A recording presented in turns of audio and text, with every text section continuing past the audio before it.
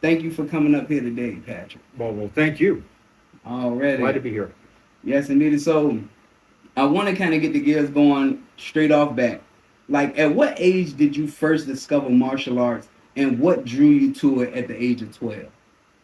Um, well, what drew me to it actually was that my father was deployed Yeah. and in the army, and so my poor mother had three boys. We were not the easiest boys to take care Yeah. of. Okay, and uh, there was actually a dependent, military dependent summer program Yeah. where basically, the parents could just drop off the kids, and they would keep the children occupied and safe. Yeah. And you Yeah. pick them up later, so that my mom could have a bit of a break. Well, all mothers could have a break. Yeah. So they had things like bowling, bowling for little kids and stuff, and then they had this karate class, and the karate class was offered like twice a day, you know, and I ended up being the only kid that went to both classes because there was something about that resonated with me. Yeah. Yeah. Don't know exactly what it was at the time, but and then from there I continued on, and the instructor said, "Hey, there's a regular adult class. Even though you're not an adult, but there's a regular class, and you're more than welcome to attend because you've put in the effort." Oh, so you pretty much kind of took it, like, I guess kind of did it so good that the how you say, I don't know if you say coaches in karate. How would you say it? Instructor. Instructor. Yeah. So your instructor noticed your hard work and was like, "Hey, Yes. you want to come join this?" Exactly. Wow, and that's why. And which martial art style did you experiment with before deciding to go and pursue that? Oh no, that was my first experience with martial arts. It was Shotokan karate. Show that.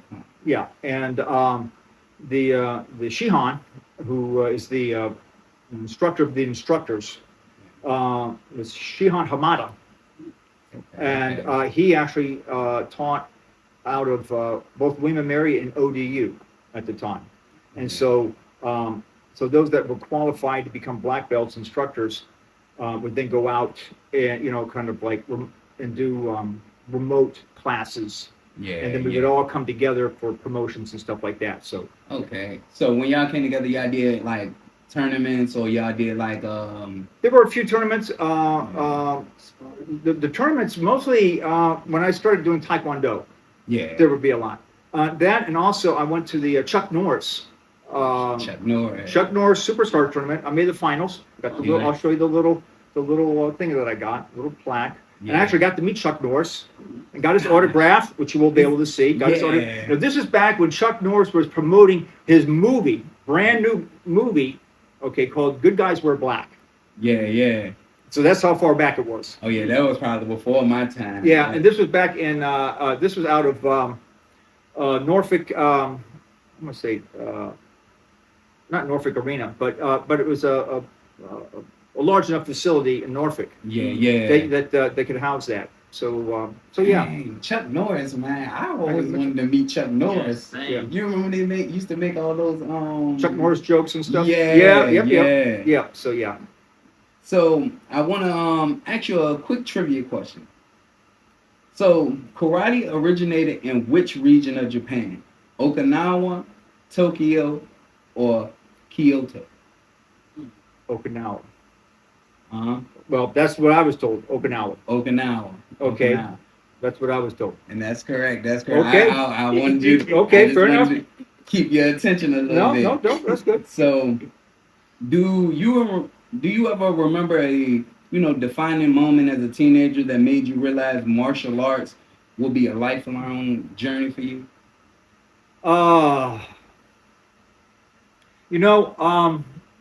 Like I've said earlier,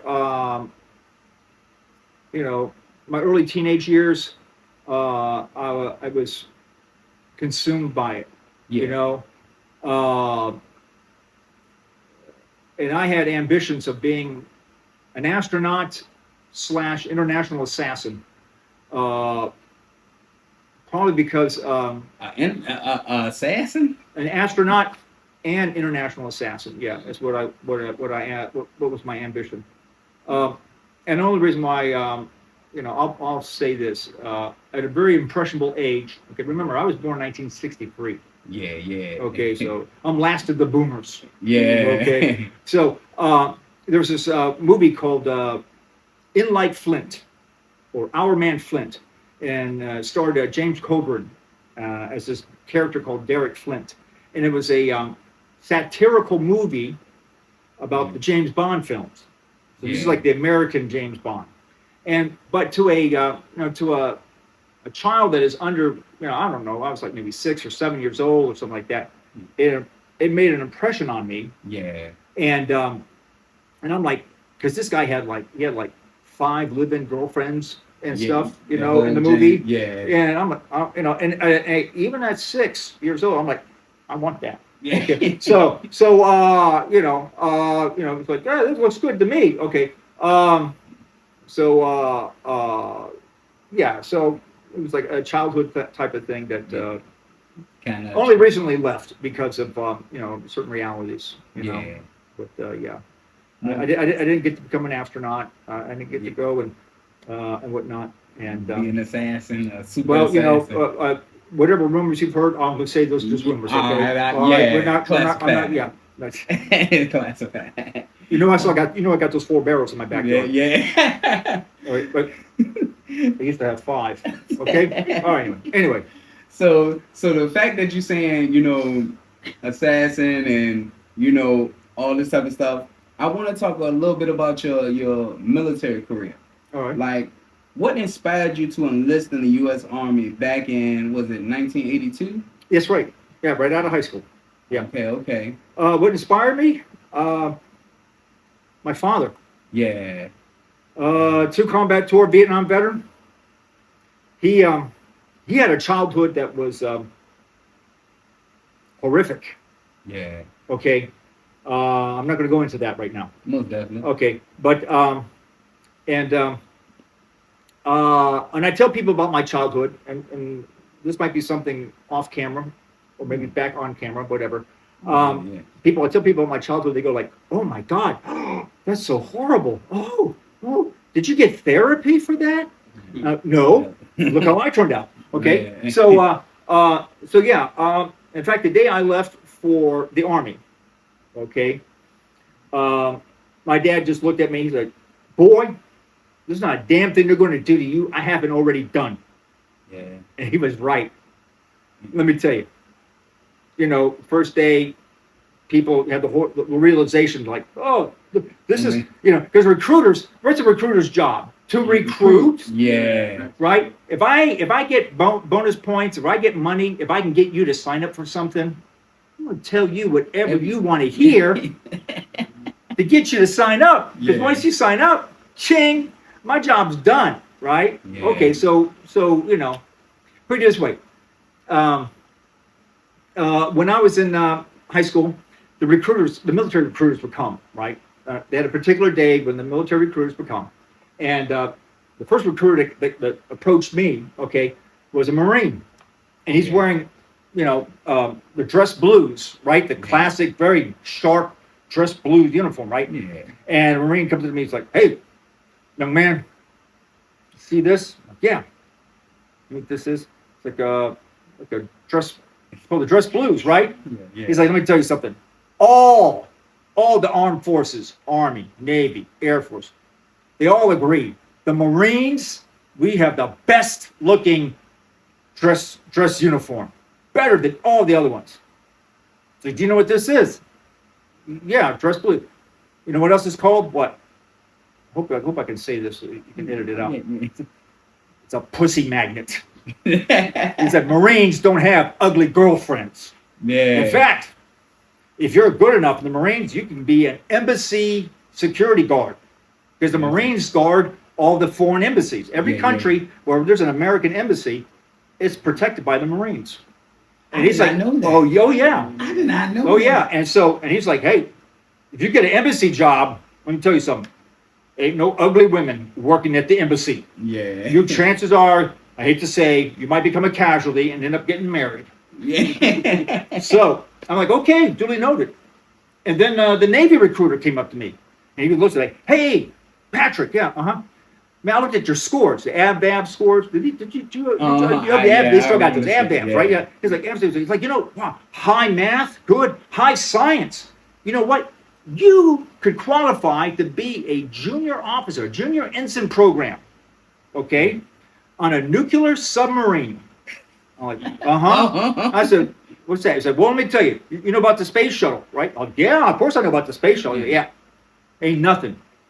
The technology on a Navy nuclear submarine is so top secret, I can't tell you much about it, but it is more than They a selling it. Oh yeah. He said, let me tell you that this thing is so sophisticated, it can stay underwater. This submarine can stay underwater for 6 months, half a year, whatever, without even coming up to the surface. Half a year underwater the whole time. I'm like, And he said, yeah. I said, well, I got a question. Go ahead. What is it? I said, how many women are on a submarine? He said, oh, no, there's no women on a submarine. It's all men. I'm like, hey, right now the Marines got you beat. I'm just saying right now. And then the Army recruiter, he just saw me. He just looked at me. He saw me. He looked at me a little bit. And he goes like, he says, someone in your family in the Army? Was in the Army, active duty? I'm like, yeah, my dad. My dad was in the Army. Yeah. He goes, Vietnam? Yeah, my dad did 2 tours in Vietnam. He said, did you ever see that movie called Apocalypse Now? Yeah, of course I saw it. Yeah. I could quote just about every line in it. He goes, I got nothing to say to you. Someone's already done my job. I'll see you at the MEP station. So yeah, man, I was already on the way to the Army. Already, absolutely. That's great, and that's a wild experience going through that. As what, you was 17, 18? I was 18, and like I said, day one, they're in your face. Jump your shit, and they get in your. Where the fuck are you from, motherfucker? Yeah, the only thing from there are queers and steers. I don't see no horns in you, motherfucker. You drop down and give me 20. What the fuck's wrong with you? Get the fuck. And guys are like passing out. They'll lock their legs, lock their knees, and pass out. The other guys throwing up. Guys are crying. Oh, this is not. I fucked up. I want to go home. I don't want this. Like, yeah, fucking leave. You maggot motherfucker. Fuck. Me. I was having flashbacks at home, man. I'm like, is Mom here? Mom? What the fuck? I mean, I was like, it was the easiest fucking time of my life. That's compared to everybody else. That's wow. So, but then again, I'll have to tell you about the boogeyman story sometime. Already. Yeah. And can you share what it was like being a paratrooper specializing in mountain warfare? Mountain warfare. Yeah. In Vicenza, Italy. Yep. Oh. Yeah, I got some pictures and stuff. I'll show them to you. Yeah. I tell you what, man. You never truly appreciate what the hell you have when you're young until you look back. Yeah. 19 years old, and man, there I was in Italy, dude, real Italy, eating real Italian food. Okay. Yeah. And I learned the language because I like women. You gotta talk. You know what I'm saying? Yeah. Now there are some guys there that were like, I don't know, what's it? You can different ways of describing those other guys, but they were kind of like, ain't no one speak English in here. Why don't they speak English? Oh, yeah. And I'll tell you, ain't got no damn Budweiser, ain't got no damn beer. What the hell? What the hell? They speak that funny language, and and I'm like, dude, yeah, you go over there, man. All right, Yeah. So I learned, yeah. So sono parlo italiano e poco. Okay. So yeah, man. Okay. But it was a great time in my life. It really was. It was a great time. The only thing was trying to have like a regular girlfriend was really difficult because out in the field, boom, boom, boom. Say, hey, how you doing? I see you next week. Next thing you know, I'm finding out, no, you're being deployed. You're doing a NATO exercise in Germany, doing a NATO exercise in Spain. You're doing this, you're doing that. Yeah. Always on the move. Oh, we spent 9 months out of the year in the field. So 9 months, I'm up a mountain, freezing my ass off, or on the Black Forest of Germany, waking up to a bunch of spiders sleeping in my crotch, all sorts of stuff. Yeah. Crazy. So it's kind of hard to be able to have especially young like that, you know, other 19, 20-year-old girls, you know, they're not gonna, they don't, you're not gonna quite get that. And having all that different type of experience, what were some of the biggest lessons while serving as a squad leader in the 82nd Airborne Division at Fort Bragg? Yeah. Let me correct you on that. I wasn't a squad leader. I was a team leader. Team leader. Team leader. So, Okay. Yeah. Cool. Okay. So then you have the squad leader. Okay. So you got two teams make a squad. Okay. Two teams make a squad. Yeah. And then four squads make a platoon. Oh, okay. So yeah. But that's in the infantry. Okay. Yeah. Okay. Now, subject to change. We're talking about special op guys, you know, but that's predominantly it. Okay. Oh, okay. So yeah. Well, back at Fort Bragg, the 82nd is what you're asking about. Yes, sir. I definitely missed Italy because Fort Bragg, man, it was like the 82nd. So many of us, you know, whole division out there. Nothing was really special. One thing I noticed was just outside the Fort Bragg, you would have a pawn shop. Okay, you would have like a what were they called? Gentleman's club. There you go. Yeah, Because there ain't no gentleman though in that club. Yeah. All right. So you have a gentleman's club. All right. So you have like a lap dance bar or something like that. Okay. Pawn shop, lap dance bar. Then like a military surplus store. Okay, type of thing. Cheap hotel. Fact. I get what you're going. Okay, and there's kind of repeat. Just kind of be repeat. You know. Yeah. Now, the further out you went, then became other more normal things. You know, stuff like that. So yeah. Okay. Quick trivia question, Okay. just to see where you're at. How many jumps does a soldier need to qualify for the U.S. 5. That was good. Don't worry. I'm gonna slide back and make sure you're up on it. So, how did your time in the Army shape your approach to discipline, training, and overall health? I tell you what. Not nearly as much as my childhood did. Yeah. I'll tell you something about my father. Okay. He was in the Battle of Idrang Valley. What's that? Idrang Valley. They did a movie about it. It was a horrific battle. Yeah. My dad was the air cav. He was a door gunner on a Huey gunship. All right. He would hang out. Yeah. Okay. And then when the helicopter landed, he'd come out, take care of business. Okay. Stuff like that. So anyway, but Idrang, they did a movie about it called We Were Soldiers. Mel Gibson. Mel Gibson and I might have seen it. Yeah. But it's very, very calm, toned down compared to the reality of it. So anyway, they had these things called spider holes. You know what a foxhole is? Yeah. Okay. So a spider hole, it's like a foxhole, but there's a tunnel underground that connects it to another one, to another one. So what they didn't realize was that, you see, before the United States was in Vietnam fighting, the French were there. Oh, okay. So that area was well accustomed to motherfuckers from other countries coming there to call shit, whatever you might want to look at. So they had already this like whole half of the mountain had all this a network of tunnels and stuff. So they had no idea of knowing how many the enemy was there. Yeah. Right? It'd be like right now with the lights on, 1, 2, 3. All of a sudden the lights go off. Hey, what the hell's happened? You hear some noise. What the fuck's that? Then maybe the lights come on real quick and there's 12 motherfuckers in here. Oh my. Oh, and then lights go out again.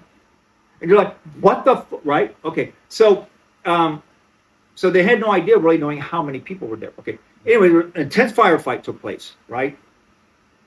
Bullets flying everywhere. Now, you know that a tracer round, about every 5th round is a tracer round. You know what a tracer round is? Yes. Tracer round is a bullet with a special additive to it, okay, coating, Uh-huh. okay, like what is it, phosphorus or something like that. Anyway, and it just makes this streaking line, okay, Okay, so you can okay. see at night where the hell where the rounds are going, Understandable, okay. So understandable. so when you see like a line of this stuff, all you're seeing is 1/5 of the bullets that are going out that way, Yeah. okay. So anyway, so intense firefights went on. Then all of a sudden, nothing stops. It's quiet. Okay. You ever get a chill, like a real chill, but it's not cold outside. It's not Okay. no ice, no snow, but you Yeah. get that chill, right? Uh-huh. Right Combination, back.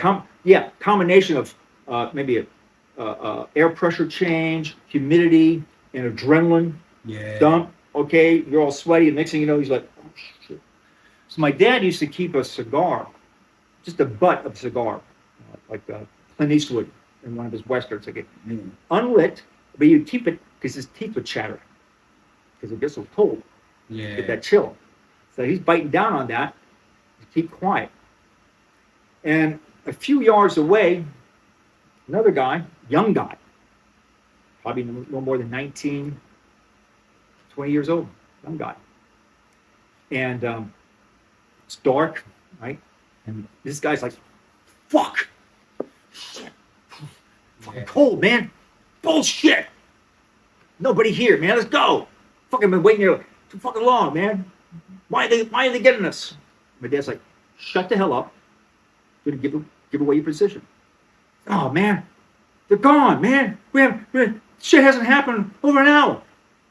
They're all gone, man. It's bullshit, man. I'm cold, man. You know, my dad's like, you don't think I'm fucking cold? I'm fucking cold too.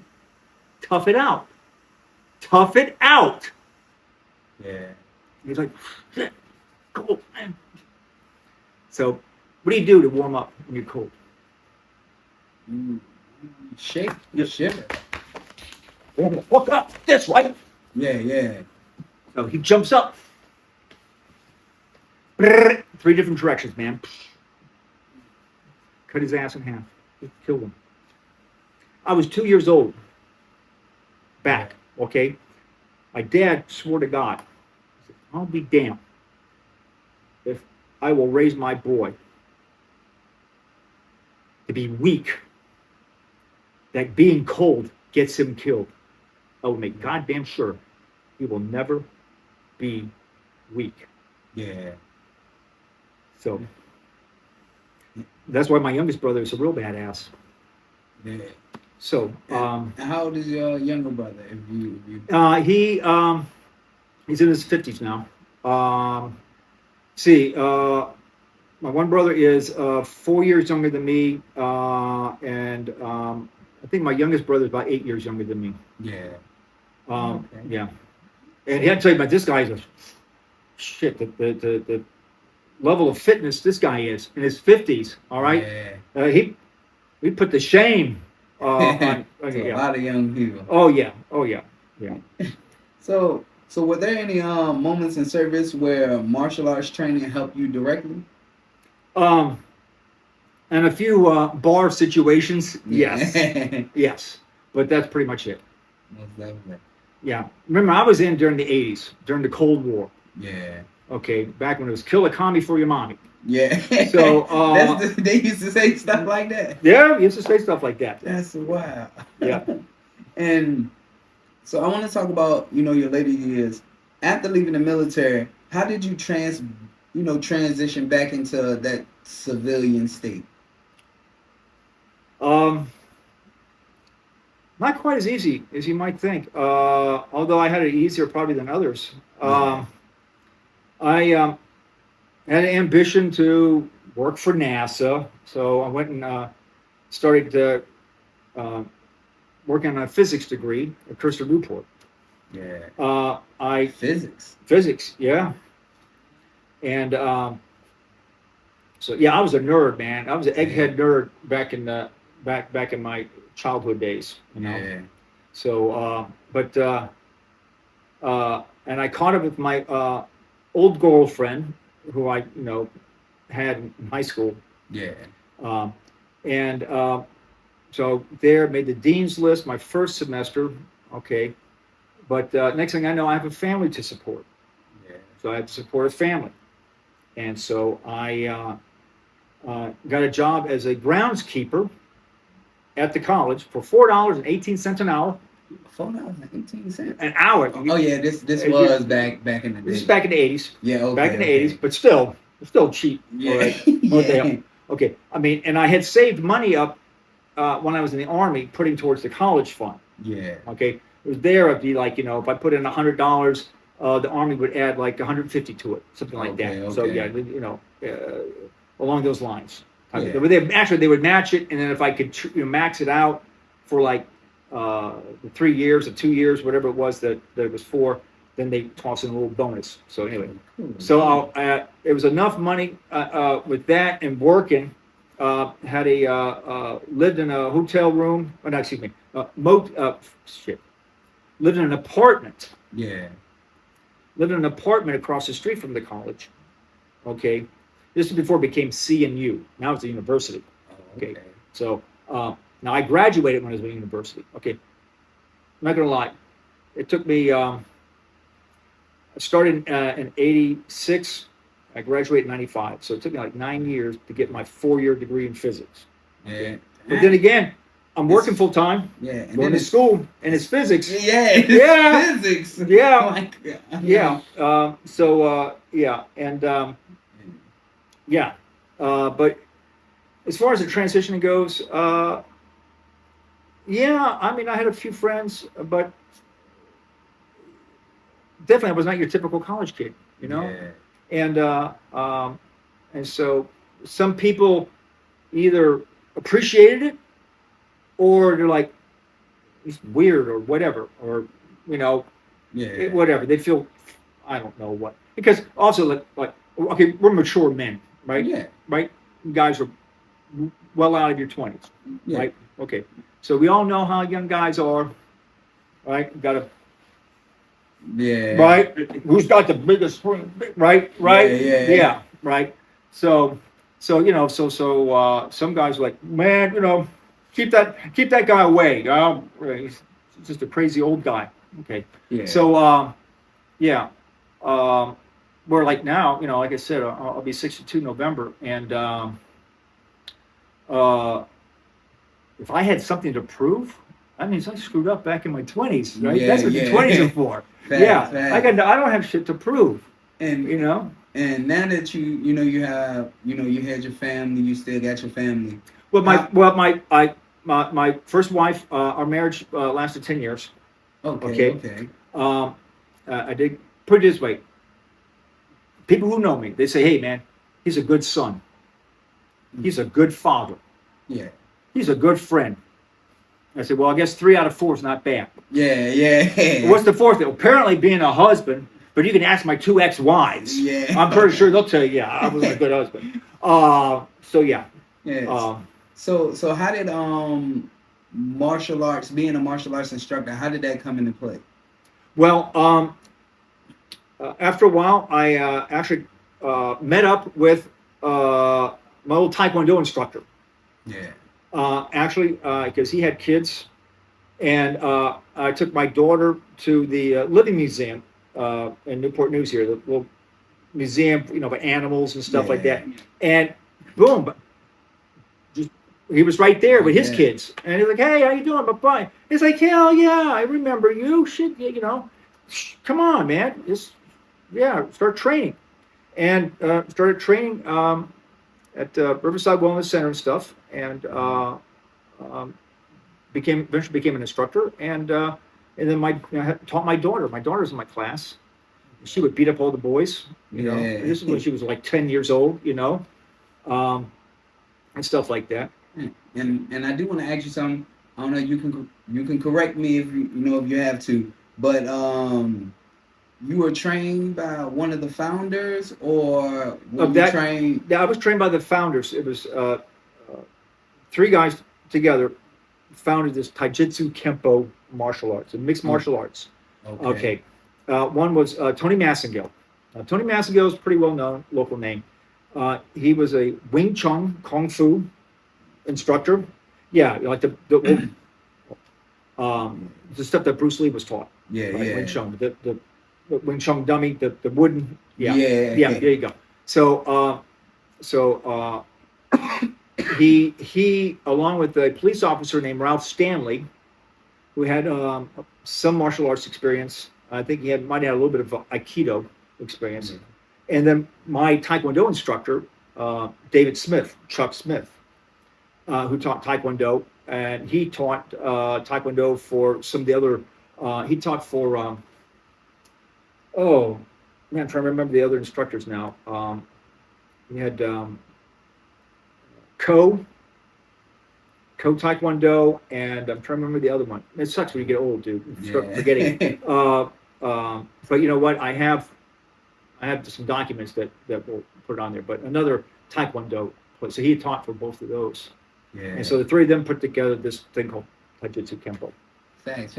And I got another trivia question I want to ask you. Okay. All right. So the word Kempo translates to what in English? Way of the sword, law of the fist, or spirit of the warrior? Kempo. Translating to what English word? What English word? Well, it is not the sword, because that's Kendo. Okay. Mm-hmm. So, it's not that one. Okay, so, way of the fist or spirit word? Kempo, I'm going to say way of the fist. I thought you. Is it? Yeah, it's the law of the fist. Law of the fist. Okay. Yeah, I thought you were gonna say spirit of the war. No, but law of the fist. See, way of the fist, law of the fist. Yeah. So, as somebody that pretty much understands, martial arts and self-defense, what makes Taijutsu Kempo Karate unique compared to the other martial arts styles? Well, back when I taught it, and I taught it, under the certification of the founders. Okay. And I wasn't the only one that was also certified. There was another gentleman that also certified, but it was you're kind of like your first mixed martial arts. This is before the UFC even existed. Yeah. Okay, this is back in the 80s. Okay. Late 80s, early 90s, before UFC and stuff. So, so you would do other things that where other martial arts be very strict, Yeah. Be like, hey, this is Taekwondo. Keep that Kung Fu stuff out of here. Yeah. This is Wing Chun Kung Fu. No, we don't do that type of stuff here. So here it was kind of like, okay, you can mix it together. Yeah, okay. Yeah. So that was, yeah. It was good. So in 1997 you earned your first degree black belt? Yes. And instructor certification? That's right. What did that accomplishment mean to you? Well, prior to that, it's a requirement back then with that particular style to teach. Yeah. So I had been teaching for quite a while, prior to that. And that's the whole idea of it. Black belt, you should be now able to tell other people, teach other people, have that ability. Yeah. Okay. Because just being good at something doesn't mean you're good at teaching it. Yeah. Okay. I'm sure we all know somebody that's really good at something, but then you say, "Hey, man, how do you do that?" And the next thing you know, you just don't get it. So, so what did it? It just. It wasn't like. I'll refer to it this way. What I didn't suffer from, and again, I would say that this is something from my childhood on up. I didn't suffer from the fat. I call it the fat Elvis disease. Oh yeah. Where, a lot of people, they get that black belt, right? They're like, oh yeah, black belt. I'm done. I did it. I'm black. And they put it up on the wall, on the mantle. 5-10 years later, and some kid come in there like, hey, grandpa, you fat old fucker, what are you doing? Hey, boy, don't you talk to me like that. Look, you see that? Yeah. That's my black belt. I'll kick your ass. Like It was like, Grandpa, you can't even get your ass out of the chair fast enough, you know. like Steven Seagal. Oh, like Steven Seagal. There you go. Yeah, no, touche. Yeah, man. So, so I didn't have that. And to me, it was in a way kind of a nice acknowledgement that I was at least at that level officially, but it was like I knew I had so much more to do. Yeah. And that was really great when I came across the other martial art, Systema. And it's crazy that you brought that up because I was just gonna ask. Later, you studied Systema. Right. Like, what drew you to that discipline, and how does it differ from other styles of martial arts you trained in? Well, I had came across Aikido. There was an Aikido studio, and a guy, a fellow student in Aikido, came across Systema. And I was doing Aikido for a couple of years, about 3 or 4 years, and which was very different than what I was doing, teaching, elsewhere. So, and he told me about Systema, and it just hit me just like that. It clicked. What I like about Systema is that there are no techniques, there are no trophies, no competitions, no uniform, no belts. Yeah. It is primal. That's the best way I can describe it. Primal. What the hell does that mean? Primal. No techniques. Well, how do you know if you're doing it right or not? Do 4 things in Systema. First thing we work on is relaxation. Guess what? The 3 of us in this room, we're not relaxed. Yeah. There's tension. Tension you're not even aware of. People walk around with tension on. I'm relaxed. I'm relaxed. No, you're not. You're just not aware of the tension in your body. So it really works on relaxation. Why? We perform our best when we're relaxed. Right? We perform our best when we're relaxed. If you were at work and if you were nervous at work or whatever it is you do, like, oh man, I need you to get up that ladder. Up there? You sure? We're up there. Yeah, no problem. Yeah. Boom, boom, boom. No, relaxed. So work on relaxation. Breathing for relaxation, and also proper body management. Okay? Third thing we do is movement, and not just like movement. What do you mean movement? I move all the time. So for example, creative movement. For example, I'm sitting in this chair. I'm going to get out of this chair. How would I get out? You want to get out of that chair the same way you get out of every chair at the same time, right? Yeah. Like this. Yeah. That's what you're going to do. Okay. Now,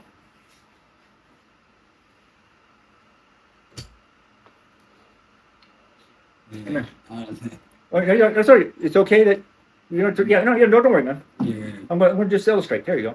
So now, I'm in this chair. I want to get out of the chair, but he's gonna want to try to, I don't know, cut my throat or something, or stick me or something. Yeah, nicely. Yeah, don't worry. I mean, yeah.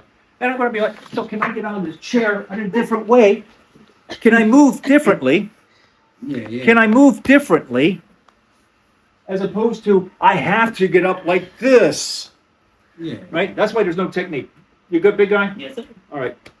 You know I do that with respect, right? Yeah. We're good. Okay. So creative movement. And the other one is called structure. And structure is basically wherever they're strongest. Right? Yeah. For example, man, you guys got me beat. Muscle, mass, strength, all of that. I am not going to go up to you guys, or you guys come up to me, and I'm going to go mano a mano, like, okay, let's go, young guys. No. I'm going to see, okay, where's your structure? Okay. Oh, I see that maybe you might put a little more weight on your left leg than on your right leg, things like that. And then how can I manipulate that so that when you do go to take my head off, you don't have quite the strength behind it as you had thought you would. Yeah. Exactly, that type of stuff. And the fact that you talked about, you learn the techniques, you learn the different laws of it. Another trivia question on that. Okay. All right. So which Russian elite military unit? Spetsnaz and the KGB. Next question. Okay. Tell us about a time you let someone punch you in the stomach. Yes. Well, it was in training in Systema. And yeah, the first time is like, what the hell just happened to me, kind of thing, you know? And you learn to process it. And then after a while, then you you learn to develop to not take it personal. Yeah. And that's really one of the things I try to get across with my students. Just don't take it personal. I had a guy, he paid me $175 an hour, private lesson.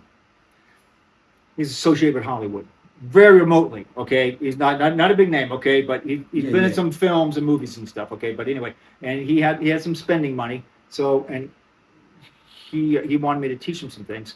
And so one of the things I did is I had him walk around this studio, just walk around, and then I would bump into him.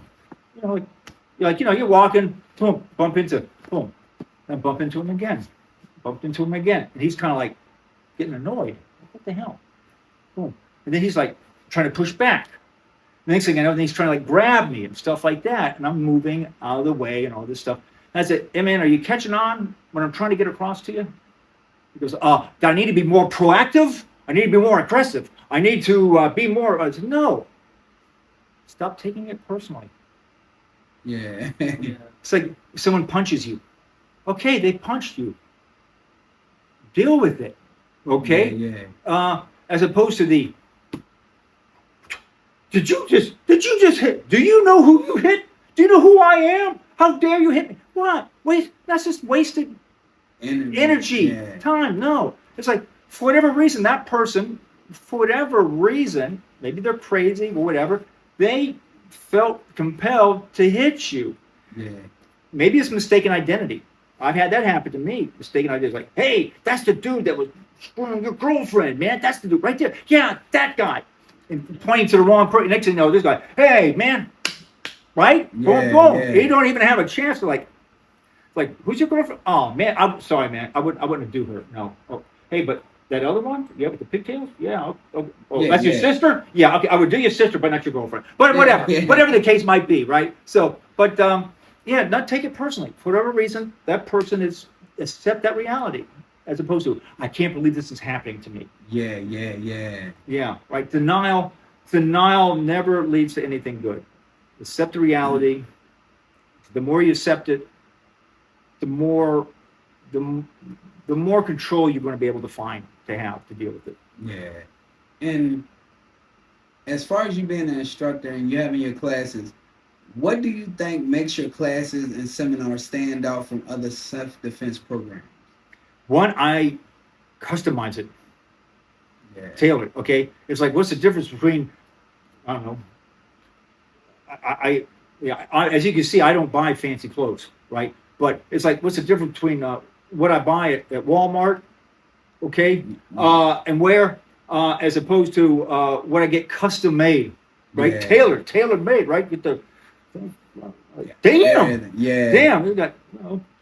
With your clothes on, you look pretty good, you know. Yeah. You know, with the fancy stuff. So tailored to the individual, and that's really something that can only be done with somebody who has enough experience, enough diverse experience in diverse martial arts, and teaching diverse people. Yeah. To be able to, I see where you're coming from. I see what you want. Boom, boom, boom. Here's how I'm going to be able to relate it to you. All right. So I don't teach everybody the same. Yeah. Okay, I've had all types of students, man, and I mean, all groups. I've taught across the country and stuff, and I would say that, in a way, some of the most difficult students I had, in a way, were good for me. Was good for me in a way too. Yeah. You know, as a teacher, my biggest obstacle is what people bring into it mentally. Yeah. It's like, we're going to learn self-defense stuff. Oh, yeah, I saw it on YouTube. Yeah, okay, this guy should be doing something like this. And then it's like, what the hell is this? What do you mean relax? That's not what I saw on TikTok. No, that's bullshit. What, you know, you know, like, look, leave that shit outside. You know, ego will always impair learning. The ego of the student And it's like, okay, well, what can you show me in 3 hours? Oh, 3 hours. I don't have 3 hours. What can you show me in 10 minutes? Oh, Nothing. man. Yeah. Well, then you suck. You're not a good teacher. Yeah. If you can't teach me something in 10 minutes, then you're not really good. Okay, fine. I'm not good for you. Okay, fair enough. Yeah. Yeah. My apologies, but yeah, because I had an interview with a coach like that as well, a boxing coach, and he was saying one of the things that kind of deter him away from bringing in, new clients is the fact that they don't have that mindset to actually want to do it. They already have it pictured in their head. As opposed to yeah. And I completely understand what you're saying. See, I would say they probably weren't privileged to have the childhood I did, where I did a lot of stupid stuff and got my ass beat for it. And I learned real quick. Okay, hey, things ain't always going to work out the way I think they should. Yeah, exactly. Yeah. And real quick trivia question. Sure. All right. In close quarters combat, which military branch first developed the line system? Marines, Army, or Navy? The line system. Mm-hmm. I'm going to say that's probably Marines. Line system. You know what? I'm going to have to say you got me on that one. I'm going to say it's either going to be not Marines, the Army. You said what again? If it's not the Marines, then I would say Army. It was the Marines. It was the Marines. See? Yeah, okay. Yeah, the Marine line system. Good. Okay, so how do you adapt to training for specific occupations like emergency workers, hospital staffs, or flight attendants? Yes. As far as females in self-defense. As far as females, well, one thing is, in a way, do away with the whole term female. What I mean by that is, look, we got the three of us. Your body's different than his body, different than my body. We can go around my neighborhood. We're going to find people. Bodies are different. Yeah. Mentality is different. So the fact that they're women, that's what bothers me. Okay, so I got involved with women's self-defense 38 years ago. Okay, so you've been a long 38 years ago. So guess what the hell happened 38 years ago, roughly? You got in trouble with a woman? No. You started teaching. My daughter was born.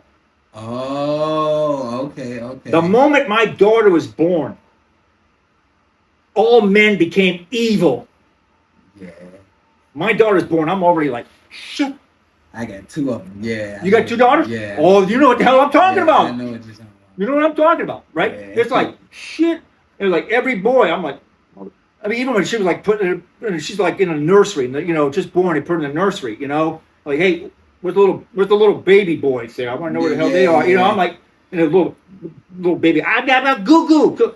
Motherfucker, did you just goo at my daughter? Oh, well, I will end you before your next diaper change. So yeah, and that's why when I taught the Taijutsu Kempo karate, okay, I had my daughter in there, and it was interesting because I've been teaching her for a while, and and the thing is, girls and boys, before the testosterone kicks in, physically they're pretty much on par, and stuff like that. So she'd beat up the boys and stuff. But then to be honest, because I was her dad and I was the teacher, so so I was extra hard on her. In fact, this one woman was visiting, and it's like, oh hey Gloria, hey, let's go see. You want to see your nephew's little karate class, Johnny's karate class? Oh, you'll like that. They go and so Gloria visiting, she sees me teaching and stuff, and Gloria goes like, oh my God. That poor girl. You said a little girl there. Look at that instructor. Oh, you know what?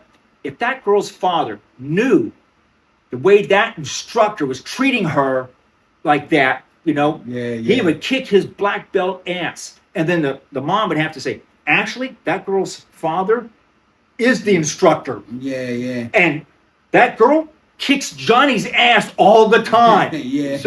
So yeah, I mean,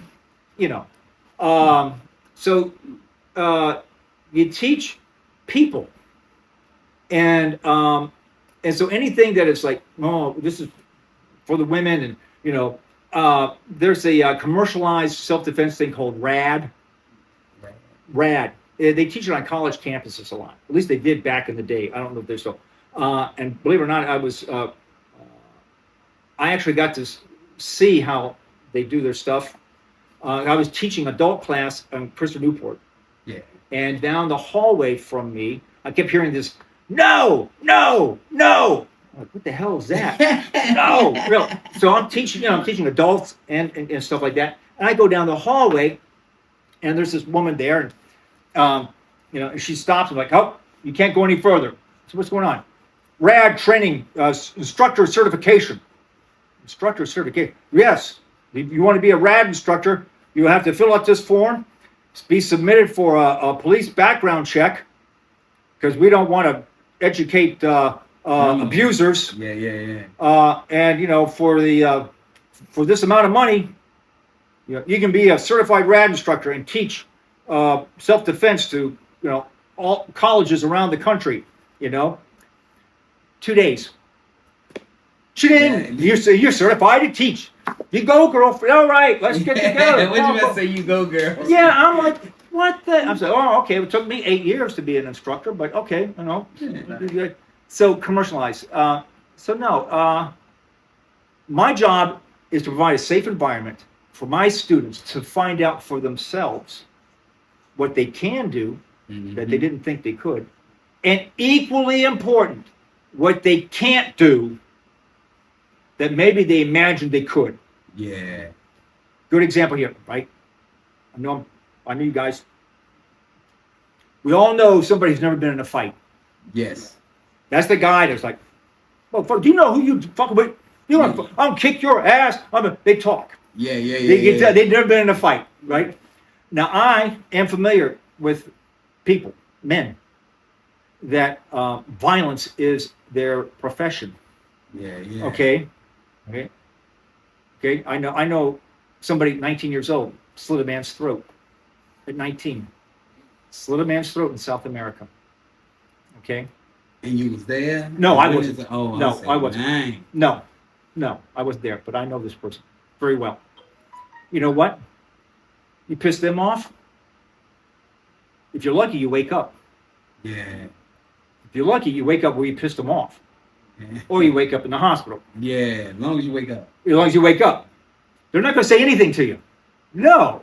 It's like, it's not about machismo. It's not about anything. Yeah. Whatever you did, you trigger something in this person where it was like immediate. I'm not going to, if I met you guys off the street and you talk shit to me, I would just go like, fine, whatever. Yeah. Because here's the thing. I had one guy, because he didn't like the martial arts I was doing, right? Systema, I never heard that. It sounds like it's made up. Imaginary. It must be one of those imaginary martial arts. What is bullshit? Like, okay, fine. That's fine. And I just kind of smiled, like, okay, fine, Yeah, my dad taught me martial. Okay, great. That's great. Fine. Yeah. And he's like, oh, that smile. You don't like the way I smile. Oh, that smile, motherfucker. Oh, I get it. You think you all that, huh? He's like, I said, he said, I'm tempted to just kick your ass just because of your smile. I said, I tell you what, man. So we can go in the alleyway. We go in the alleyway right now. We can fight. You know what? I'll be honest with you. Honestly, I don't know who's going to win. I don't know. Okay, you're confident you're going to win. I don't know. I've had enough fighting experience to know all bets are off. Yeah. I said, but I'm pretty sure that if you and I went out in that alley and fought, one of us is going to go in the hospital and one's going to go to jail. Yeah. He goes, oh, if I kick your ass, you gonna call the cops on me? I'm like, no. Well then, then how are you gonna? I said, but put it this way. If I kick your ass, because you drove me to the point where I'm having to kick your ass and think, I'm not gay, but just so you don't forget who the bitch is, something's gonna go up your ass. Yeah. He's like, oh, motherfucker, I'll kill you. Once again, one of us is going to go to jail, or one's going to go. But you know what I know for certain? I know for a fact, guaranteed, lawyers aren't cheap. Yeah, damn right. I've been called the defendant more than once. Yeah. Okay? Just saying. It's not worth it. Yeah. Especially the older you get, man. The older you get, I'm like, again, if I got to prove something, that means I fucked up somewhere. You know, the only thing that I will go primal about is family. Yeah. And a few friends and friends. Yeah. That's it. You know. And I really don't want to change the subject, Okay. but I know just from your personality, you're very energetic and you're very eccentric about what you do. You also perform as a stand-up comedian. Tell me how that situation and how you ended up in that type of environment as being a comedian. Good question. So, my definition of a professional is somebody who does something difficult but makes it look easy, right? Yeah. Professional dancer, professional singer, Yeah. right? Wow, that's great. Professional comedian, right? Kevin Hart. Who else you could think of? Chris Rock. You know, all the great comedians, right? And they're like, it's like, wow, how does he do that? You know, and some people, right, like people who watch football, and maybe they played football in high school, and like, oh man, I could have done better than that. Yeah. You know, you got some people like, oh, I could be funnier than that guy. Really? People, he filled the whole stadium. You know, he's got like over 1,000 people paid money to listen to him. Okay, so it's easy to be funny with friends and family because they know you. There's a little bit of a history. So you say something, and it's like, yeah, that's funny. That's how he is, you know, kind of thing. If you really want to know if you're funny, go to a room where nobody knows who the hell you are. Say your funny stuff, and see if anybody laughs. Yeah. So for me, it was a bucket list thing. I wanted to do it to see, hey, you know, am I just some crazy, goofy, weird guy that sometimes people laugh or not? And so I got there, and right off the cuff, my stage name is Meat Hammer, and I tell you what, it was like, and it's like, wow, how did you come up with that? It just came out of my head, dude. It was like Tourette's. It was like, I'm looking at all the names. People like, hey, you know, Bob the Entertainer, Funny Man Frank, you know, all these other things. I'm like, Patrick Washburn, Meat Hammer. I don't know, just I put it on there. Yeah, it got there. You go. Yeah. That was the whole intent. Okay, you know. Now some people want to try to say, you know, make something else about it, but I am a Scorpio. Yeah. Scorpio with a big stinger. Okay. Anyway. So when was the first time you ever got on the stage and actually decided to perform? So it was at Kazi's Comedy Club about 5 years ago, and actually some of my Systema students, adults, were there, and I did my bit up there, and other comedians came to me afterwards saying, "Hey man, one, your stage name is cool. That's funny. What the hell? And your bit was pretty good. Come back."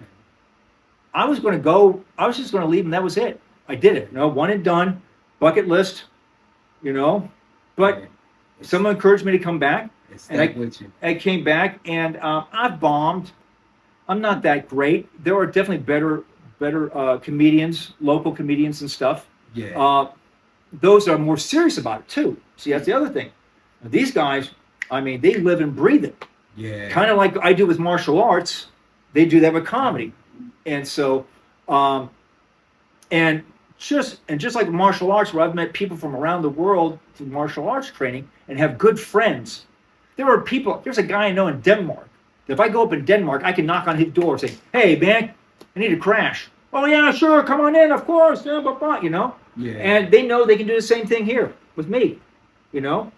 And I have comedian friends like that too, you know, where it's like, always glad to see each other. Yeah, and as somebody that has, you know, different hats and different roles and responsibilities that you have, do you find that comedy and your understanding of martial arts have anything in common? Yeah. You know what? There's a lot of things you can look at, you know, with analogies, right? Yeah. You know, how things go.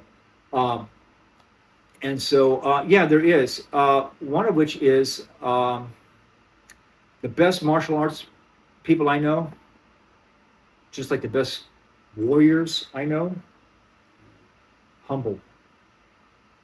They're humble. Humility, right? If you're really good, you don't have to tell people you're good. Facts. You know, you don't have to. In fact, if you have to sit there and shoot your mouth off how great you are, how funny you are, then you're probably not that funny. Okay. Yeah. So there's that. Also, again, training and training and training. The comedians that are really, really good, man, they are always working on their materials, and they're crafting it, making it shorter and quicker. And a lot of the good ones that have taken, what I want to say, they like me enough to give me some wisdom. Yeah. Okay, kind of like I would give martial arts wisdom to somebody that I care about, and they're like, "Hey, man, that joke you did was really good. You should expand upon that. And that other jokes not so good. Not with this crowd, but now you need to work it, refine it, shorten it, make the get the laugh sooner. Yeah. Right. Yeah. It's kind of like it's so a good comedian makes you laugh right away, like that. Yeah. Boom, boom. Right. As opposed to like, I don't know. I'm a grandpa, so I'll say grandpa. Grandpa tells you this long story. Yeah. 15-minute long story to a little funny thing at the end. And it's like, oh, yeah, I know I'm supposed to laugh, Grandpa, but I forgot what the hell you were talking about because you lost my same thing, right? People go to a comedy show, they want to laugh, okay? They don't want to listen to your story and then laugh at the end. They want them back to back. Back to back, right? Kind of like fast food, right? Yeah. What? 20 minutes for French fries? No, fuck that. I'm out of here. No, I get what 20 minutes for French fries. So in a way, it's like martial arts in that regards. And again, there are those that are really good, and those are the ones you learn from. And I know that you spoke about Warrior. I also found out that you also support the Wounded Warrior Project. How has that cause connected, with your own journey as a veteran? This happened, oh my God, over 10 years ago. Yeah. I raised $2,000 for the Wounded Warrior Fund. Now I know that supposedly the Wounded Warrior Fund has, I didn't know this, but apparently not all the money they get goes straight to the warriors. Okay, overhead or whatever the hell. Okay, so all right, I gave that money with good intention. Okay, and I raised it by charging $10 a punch. Yeah, get to punch me in the stomach or chest, punch me, and if any parts of me touch the ground, right? Like if my knee touches the ground, my hand touches the ground, you buckle. If I buckle, right, then I give you double your money back. Okay. So you get $20 back. Okay, and then I would wherever people hang out, bars, stuff like that, where somebody knew, like, hey, this guy's raising money for Wounded Warriors. Okay, boom, boom, boom, line up, and yeah, that was 200 punches, man. Over, yeah, $2,000, $10. Yeah.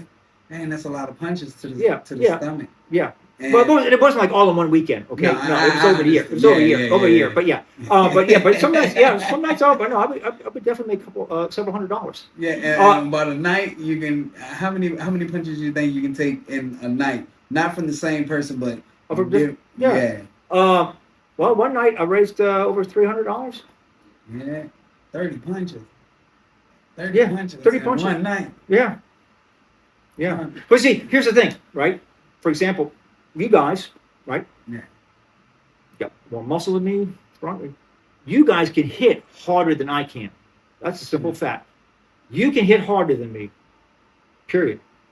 I accept that. It's true. I've learned how to punch deeper. Yeah. Now you go home and ask your wife or girlfriend, which is more effective, or deeper. Okay. So see, you like that? So that's one thing I do. I add humor, and when I teach but I also add but also we'll put a little bit of human psychology. Okay. Yeah. We tend to remember things under two main conditions. We remember things, right? One is terror, right? Mhm. You way back in the day, walking through the woods or whatever, got your little kids with you, and this big furry thing jumps out, eats your kid. Like, what the fuck was that? You know, mountain lion. Oh yeah, mountain lion. Fuck. And it's like, I ain't gonna forget that. Yeah. If I see that motherfucker again, I'm gonna know, right? You know. The other thing is humor, laughing, Yeah. joy, right? Man, to this day, black drill sergeant was teaching on how to take out a anti-personnel mine. Okay, it's an anti-personnel mine. Okay, you know, because like if you put it in the ground, you might be asked to take it back out.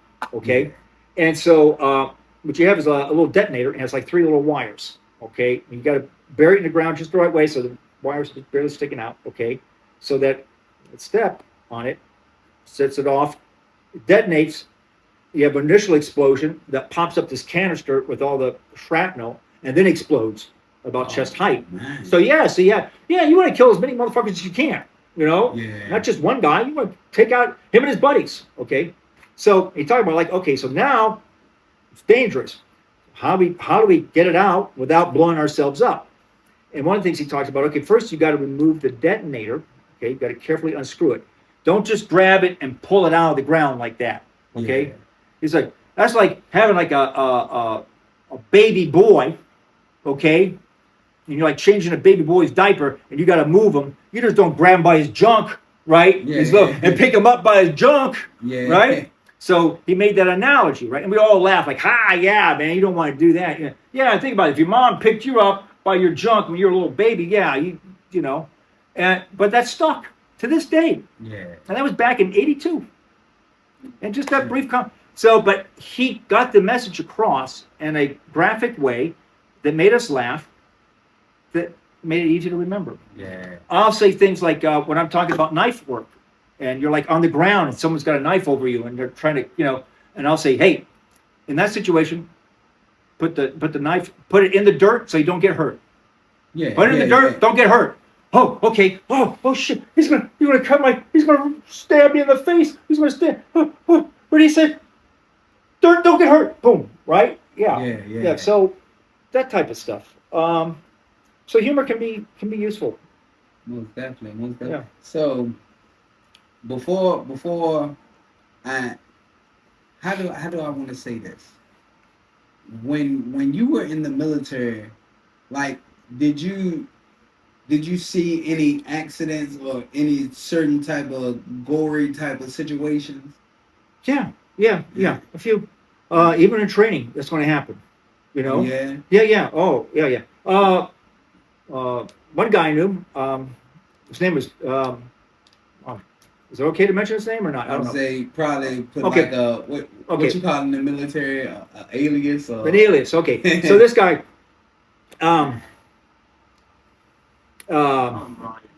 Pickett. I'll say Pickett. I'll just say Pickett. I'll say his own name, Pickett. We were jumping into Germany, one of the old drop zones from World War II, and it was just a field, like a farm field, and they had this barbed wire fence that went right down the middle of the field. Well, when you're jumping out of an airplane, man, it's not just you, right? Yeah. It's 67 guys, and you got several. So you got several hundred paratroopers in the sky. Yeah. Landing. Okay. And so they had this, 4.5 foot, 5 foot tall barbed wire fence right in the middle of it, and some guys would get caught up in it. Okay. So they thought they'd do us a favor, and so they pulled up that fence. I just pulled the fence post, all that, pulled it all up so that we wouldn't get hurt when we jump into it. They didn't fill in the post holes. Okay, you know how deep a post hole is, right? Yeah. Because they figure, hey, man, what's the odds, man? A little post hole, who's going to... Well, Prickett found out. He landed. His foot went in, snap. And he knew, no doubt, he broke his leg because the bone was sticking right out. He saw the bone sticking right out, okay? And he's laying down. And this was during our annual, it's called RTEP, our annual performance evaluation. Okay, so this is where generals and above are being evaluated, right? Yeah. Pentagon's like, hey, you know, it took your guys 22 minutes to get off the drop zone. What the hell? That's bullshit. You need to tighten up your stuff, whatever, it might be. So we're being about how quickly as soon as you get out the airplane, how quickly can you get to go kill somebody? Yeah. Okay, so you're being evaluated. Oh, hurry up, go. So anyway, so Prickett's there, foot in the damn post hole, bone sticking out, and he's laying there going, medic! He's laying there, right? Medic! And so our squad leader, from Guam, Guamanian guy, okay? Short Guamanian guy, with a real attitude, okay? It was our squad leader, Sergeant, from Guam. I'll just leave it at that. Yeah. And so he goes by and he hears Prickett, medic! He looks over, sees him in the field laying down. Prickett, what the fuck wrong with you? Get off your lazy ass, you motherfucker. What are you taking a nap? No, I broke my leg. My leg broke it. He gets a little closer. You dumbass, why you break your leg? You're going to make us all look bad. You're going to fuck up everything. So stuff like that. Skiing. First time I ever had skis on, I had a machine gun in my hand, and I was just basically doing what they call snow plow. I'm like nothing fancy like in the James Bond flicks, okay? Yeah. But just having that and an 80-pound rucksack, I'm like doing good just to not fall on my ass for a while. But a week into that, I was doing pretty good. And of course, mountain climbing, stuff like that. Yeah. So you pretty much had a adventurous life. Not as adventurous as others. Yeah. Once again, I said that's I don't claim to be a badass. I don't claim to be a badass motherfucker, but I know those who are. Yeah. Okay, I know those who are. And once again, if you were to meet them, you would have no clue. They don't have. Well, because they'll be able to kind of blend in. And but also, my father, when Vietnam and the things that he had experienced and done, it's kind of like, why tell people? Yeah. Unless they were there, they wouldn't get it. They really wouldn't understand. And he's right about that. He was right. Now, he became an instructor, a great instructor, after he retired. Now, he was an instructor, active duty. Yeah. Okay. Rather notorious instructor, and very good instructor of the year for the entire army, for the entire army, and stuff like that. And then civil service, he was teaching guys and stuff like that. And still, very, very just profound instructor. He would have colonels and even generals call him from Afghanistan and Iraq for like wisdom or like shit. What you were saying is so true. Whatever. Yeah. Stuff like that. But yeah.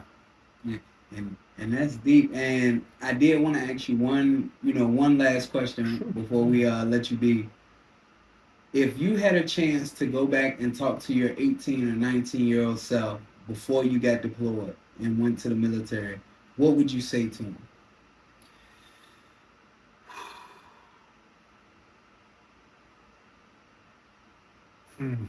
I would say, stay the fuck in. Retire in 20 years. That's what I would say. Stay the fuck in. I would say, astronaut, pull your head out your ass. No, you're not going to be an astronaut. What the hell's wrong with you? Man, make a career out of this. Yeah. That's what I would have said. Most definitely. And I appreciate having you on here too, Patrick, man. Thank you, man. Most definitely. No, man, you guys are great, I like helping good people.